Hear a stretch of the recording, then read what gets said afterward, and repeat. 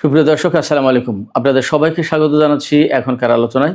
আপনাদের সঙ্গে আছি আমি সিরাজুল ইসলাম। দর্শক, মার্কিন প্রেসিডেন্ট ডোনাল্ড ট্রাম্প আবার ইরানকে হুমকি দিয়েছেন। তিনি বলেছেন পিক এক্স মাউন্টেন, সেই পাহাড়ে হামলা চালানোর হুমকি দিয়েছে ডোনাল্ড ট্রাম্প। তিনি বলেছেন ইরান যদি চুক্তি করে তাহলে ভালো কথা, যদি চুক্তি না করে তাহলে আমরা পিক এক্স মাউন্টেনে হামলা চালাবো। এদিকে ইসরায়েলের প্রধানমন্ত্রী বেনিয়ামিন নেতানিয়াহু ডোনাল্ড ট্রাম্পকে এই পিকেক্স পাহাড়ের ব্যাপারে আরও কিছু তথ্য জানাতে চেয়েছেন। ডোনাল্ড ট্রাম্প বলেছেন নেতানিয়াহুর তথ্যের আমার কোনো প্রয়োজন নেই। এটা কি দুইজনের ভেতরে দ্বন্দ্বের বহিঃপ্রকাশ? এদিকে ইরানের সামরিক বাহিনীর যৌথ কমান্ড বলেছে যে সমস্ত দেশ মার্কিন প্রস্তাব লুফে নেবে এবং জাহাজের ক্ষতিপূরণ বাবদ ইরানি সম্পদ কাজে লাগাবে, সেই সমস্ত দেশের জাহাজকে হরমুজ প্রণালী দিয়ে চলতে দেয়া হবে না। এদিকে জাপান ইরানের প্রতি আহ্বান জানিয়ে বলেছে বাব-আল মানদেব প্রণালীতে ইয়েমেনের হুতি সমর্থিত সরকার বা সেনাবাহিনী যা করছে সেই ব্যাপারে ইরানের উচিত তাদেরকে বিরত রাখা। তুরস্ক নাকি চীন থেকে J-10C যুদ্ধ বিমান কিনবে এবং সেই টাকা পরিশোধ করবে ইউয়ানে, ডলার ব্যবহার করবে না। খবরটা যদি সত্য হয় তাহলে কিন্তু খুবই তাৎপর্যপূর্ণ। সুপ্রিয় দর্শক, আমি এই সমস্ত বিষয় নিয়েই এখন বিস্তারিত আলোচনা করার চেষ্টা করব। আশা করি প্রত্যেকটা বিষয় খুবই গুরুত্বপূর্ণ এবং আপনারা শেষ পর্যন্ত সঙ্গে থাকবেন। আর যদি ভিডিও ভালো লাগে তাহলে লাইক, কমেন্ট, শেয়ার করবেন এবং চ্যানেলটি সাবস্ক্রাইব করে সাথেই থাকবেন। প্রথমে যে বিষয়টি আমি উল্লেখ করেছি সেটি হচ্ছে মার্কিন প্রেসিডেন্ট ডোনাল্ড ট্রাম্প এবার সরাসরি হুমকি দিয়েছেন। তিনি বলেছেন যদি ইরান চুক্তি না করে তাহলে ইরানের যে পিক এক্স মাউন্টেন আছে সেই মাউন্টেনে, অর্থাৎ সেই পাহাড়ে আমেরিকা হামলা চালাবে। তিনি শুধু এই পাহাড়েই হামলা চালাতে চাননি, আরও হুমকি দিয়েছেন। তিনি বলেছেন ইরানের সমস্ত ব্রিজ 1 ঘন্টার ভিতরে আমেরিকা ধ্বংস করে দিতে পারে, আর ইরানের যে সারা দেশে বিদ্যুৎ কেন্দ্র রয়েছে তা 1 দিনের ভিতরে শেষ করে দিতে পারে। এই সমস্ত হুমকি কোথায় দিচ্ছেন তিনি? মার্কিন ফক্স নিউজকে দেয়া সাক্ষাৎকারে ডোনাল্ড ট্রাম্প এই সমস্ত কথা বলেছেন। কেন এই সমস্ত কথা বলছেন তিনি? তাকে জিজ্ঞেস করা হয়েছিল ইসরায়েলের প্রধানমন্ত্রী বেনিয়ামিন নেতানিয়াহু আমেরিকা সফরে এসেছেন, ফক্স নিউজের সাংবাদিক তাকে জিজ্ঞেস করছেন, যেহেতু সবই আমেরিকার এই জন্য এসেছেন বলছি। তো নেতানিয়াহু আপনাকে ইরানের পিকেক্স পাহাড় সম্পর্কে কিছু তথ্য জানাবেন, এই বিষয়টাকে আপনি কিভাবে দেখেন বা কি ভাবছেন, কি বলবেন? তখন তিনি সরাসরি বলেছেন নেতানিয়াহুর কোনো তথ্যের আমার প্রয়োজন নেই, অর্থাৎ তাকে তথ্য দেওয়া লাগবে না। তারপরে তিনি বলেছেন যে নেতানিয়াহু এগুলো কেন বলছেন? এগুলো বলতে চান এই জন্য যাতে আমি তার সাথে থাকি, আমি তার সাথে সবসময় যুক্ত থাকি। এই যুক্ত থাকা মানে দুটো বিষয় হতে পারে। সামনে এই যে অক্টোবর বা সেপ্টেম্বরে ইসরায়েলে নির্বাচন, সেই নির্বাচনে নেতানিয়াহু হেরে যেতে পারেন, যথেষ্ট সম্ভাবনা আছে। এই নির্বাচনে ডোনাল্ড ট্রাম্প তার পাশে থাকুক, নেতানিয়াহু এই কৌশল করছে। ডোনাল্ড ট্রাম্প হয়তো এই কথা বলেছেন যে নেতানিয়াহু চায় যে আমি তার পাশে থাকি, এই নির্বাচনের কথা বলতে পারেন। অথবা এমন হতে পারে ইসরায়েলের সাথে যে ইরানের দ্বন্দ্ব, সেই দ্বন্দ্বে মার্কিন প্রেসিডেন্ট ইসরায়েলের প্রধানমন্ত্রী বা ইসরায়েলের পাশে থাকুন, হয়তো এটাও মিন করতে পারেন। কিন্তু তিনি যে কথা বলেছেন যে নেতানিয়াহুর তথ্যের দরকার নেই, ইনফরমেশন তার কাছ থেকে নেওয়া লাগবে না, গোয়েন্দা তথ্য যে তিনি যেটা দিতে চাচ্ছেন এগুলো আমার দেওয়া লাগবে না, এটার মানে কিন্তু অন্য একটা জিনিস। এটার মানে হচ্ছে ডোনাল্ড ট্রাম্প ইনসাল্ট ফিল করেন, তারা ইসরায়েলের লোকজন আমাকে বারবার গোয়েন্দা তথ্য দেয়, কেন আমাদের গোয়েন্দা তথ্য নেই? ভাবটা এরকম যে ইসরায়েলের প্রধানমন্ত্রীর কাছ থেকে গোয়েন্দা তথ্য নিতে হবে আমার। এবং তিনি এখানে একরকম বিরক্তি প্রকাশ করেছেন। বিরক্তি প্রকাশ করে তিনি বলেছেন যে আমি যদি আজকে প্রেসিডেন্ট না থাকতাম তাহলে নেতানিয়াহু কোনো মতেই টিকতে পারতেন না এবং ইসরায়েলের অস্তিত্ব থাকতো না। কেন বলছেন? অনেকগুলো কারণে। নেতানিয়াহু যে সমস্ত দুর্নীতির মামলায় জর্জরিত বা যে সমস্ত সংকট আছে দেশের ভেতরে, অভ্যন্তরীণ রাজনীতিতে তো তাদের টানাপোড়েন আছে, সেই জায়গায় ডোনাল্ড ট্রাম্প সরাসরি হস্তক্ষেপ করেছে নেতানিয়াহুর পক্ষে। এটা একটা দিক। আর একটা দিক হচ্ছে যে এই যে ইরানের সাথে ইসরায়েলের যে যুদ্ধ, আমেরিকা যদি না থাকতো তাহলে ইরান এতদিন ইসরায়েলকে অস্তিত্বহীন করে দিত, মোটামুটিভাবে এটা বলা যায়। ইরান বলেও আমেরিকা যদি ইসরায়েলের পাশে না থাকে তো ইসরায়েল এক সপ্তাহ টিকবে না। তো সেই জায়গা থেকে ডোনাল্ড ট্রাম্প বিরক্ত হন। নেতানিয়াহু যখন বলল যে আমার কাছে এই গোয়েন্দা তথ্য আছে, আপনি এই কাজ করুন, তখন উনি বিরক্ত হন যে আমার গোয়েন্দা তথ্য কি খুব দুর্বল নাকি আমাদের দেশের গোয়েন্দা সংস্থা। তার মনোভাবটা এরকম, মানে উনি এক ধরনের অপমান বোধ করেন নেতানিয়াহু যখন পিড়াপিড়ি করে। ডোনাল্ড ট্রাম্প আরও বলেছেন ইরান যদি চুক্তি না করে তাহলে ওই পিকেক্স মাউন্টেন একদম ধ্বংস করে দেওয়া হবে।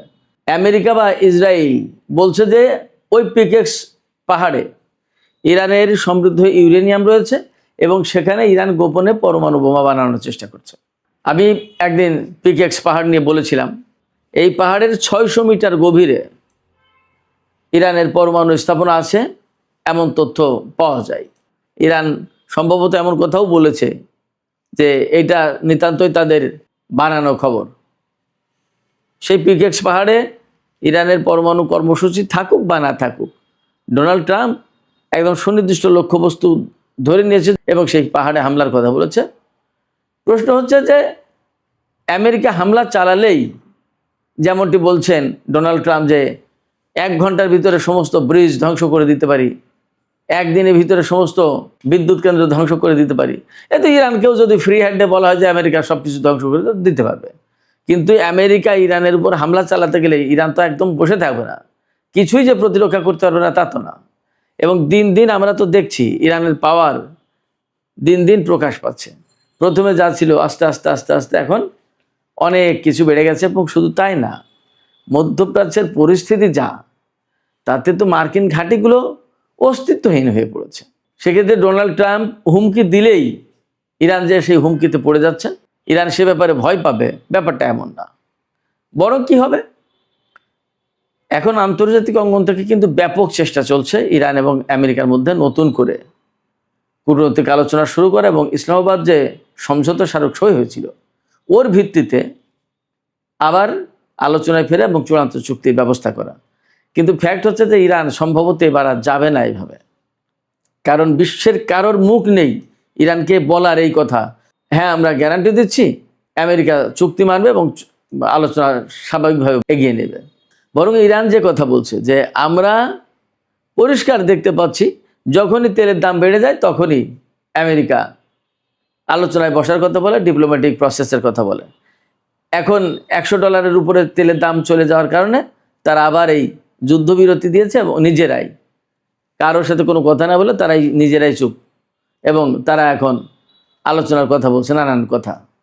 কিন্তু ইরান এই চুক্তির দিকে আর যাবে কিনা সন্দেহ আছে। ইরান বলছে যে আমরা তো তাদেরকে চিনি, তারা এখন এই কথা বলছে কিন্তু যখন একটু বেটার হবে অমনি তারা আবার আমাদের বিরুদ্ধে যুদ্ধ শুরু করবে।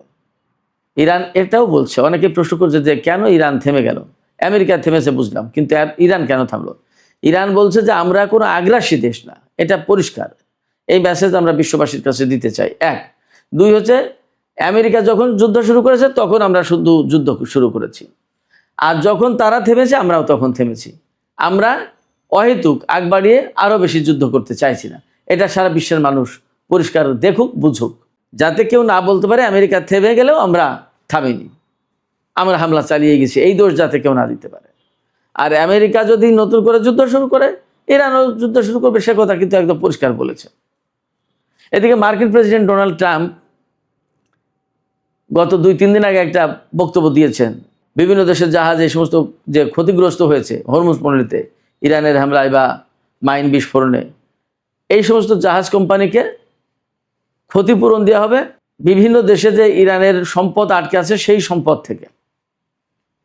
ইরানের জবাবে বলেছে আজকে ইরানের সামরিক বাহিনীর যৌথ কমান্ড, এইটা আজকে পরিষ্কার করে বলেছে আমেরিকা যদি এই কাজ করে, অর্থাৎ ইরানের সম্পদ আটকে থাকা সম্পদ নিয়ে কোনো দেশের জাহাজকে বা জাহাজ কোম্পানিকে বা কোনো দেশকে যদি ক্ষতিপূরণ দেওয়ার চেষ্টা করে এবং যদি এই অর্থ কোনো জাহাজ কোম্পানি, জাহাজের মালিক বা কোনো দেশ এই অর্থ গ্রহণ করে, তাহলে সেই দেশের কোনো জাহাজ হরমুজ প্রণালীতে চলাচল করতে দেয়া হবে না।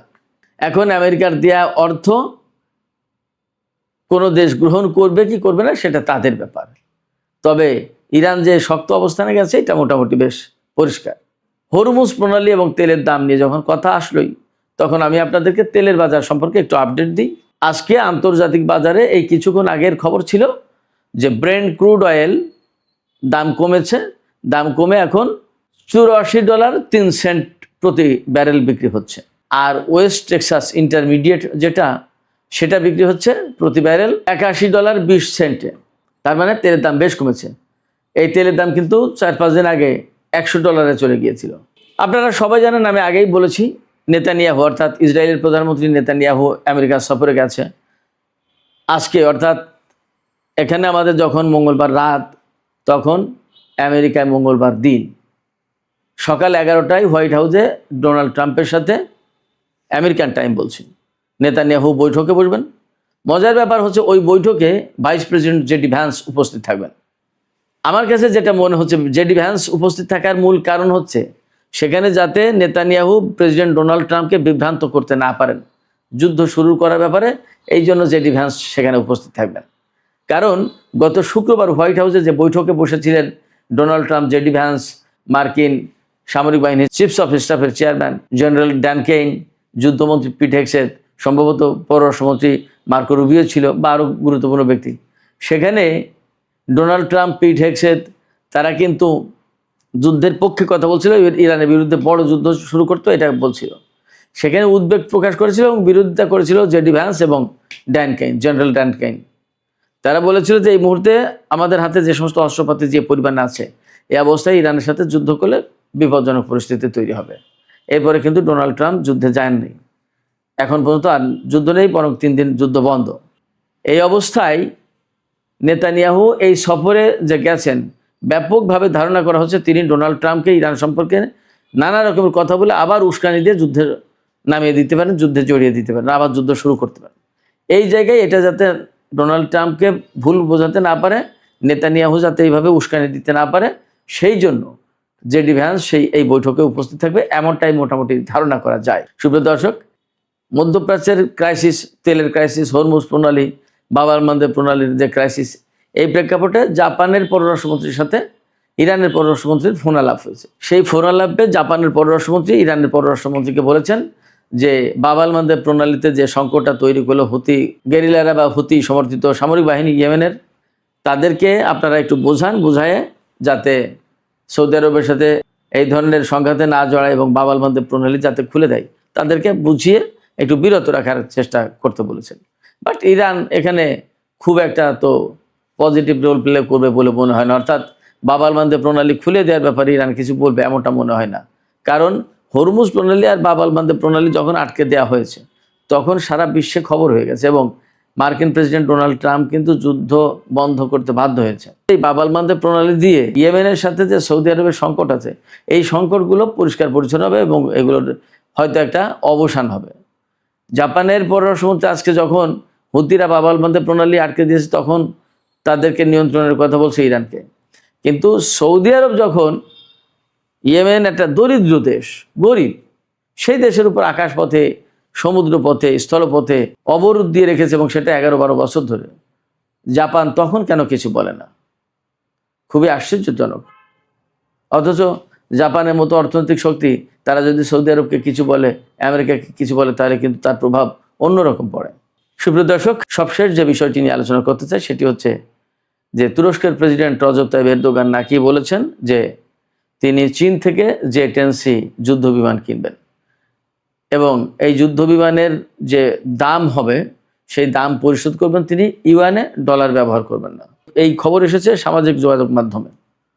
কতগুলো বিমান তিনি কিনবেন এটা পরিষ্কার না, কিন্তু তিনি বলছেন, খবরে দাবি করা হচ্ছে যে এই বিমানের যত যা দাম হয় তা সব ডলারে বাদ দিয়ে ইউয়ানে পরিশোধ করবেন। তার মানে ডি-ডলারাইজেশনের প্রক্রিয়ায় তুর্কি প্রেসিডেন্ট থাকবেন। কেন তিনি চীনের বিমান কিনতে যাচ্ছেন?